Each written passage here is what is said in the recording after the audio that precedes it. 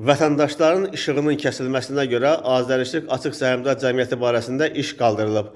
Prezident yanında Anti-İnhisar və İstehlak Bazarına Nəzarət Dövlət Agentliyi vətəndaş müraciətləri əsasında Azərişıq Açıq Səhmdar Cəmiyyətində rəqabət qanunvericiliyinin pozulmasına dair iş qaldırıb.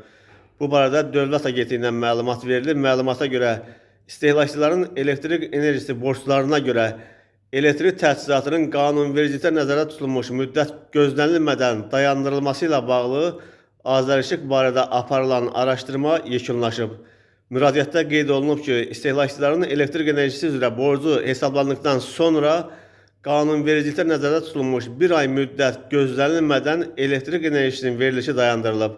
Araşdırmanın nəticələrinə əsasən rəqabət qanunvericiliyinin pozulması halları və əlamətləri müəyyən edildiyi üçün təbii inhisar subyekti olan Azərişıq barəsində iş qaldırılıb. Bundan əlavə, agentliyə daxil olmuş vətəndaş müraciətləri əsasında qeyri-yaşayış təyinatlı bəzi tikinti obyektlərinin istismarına icazə verilməsi ilə bağlı məsələlər də araşdırılır.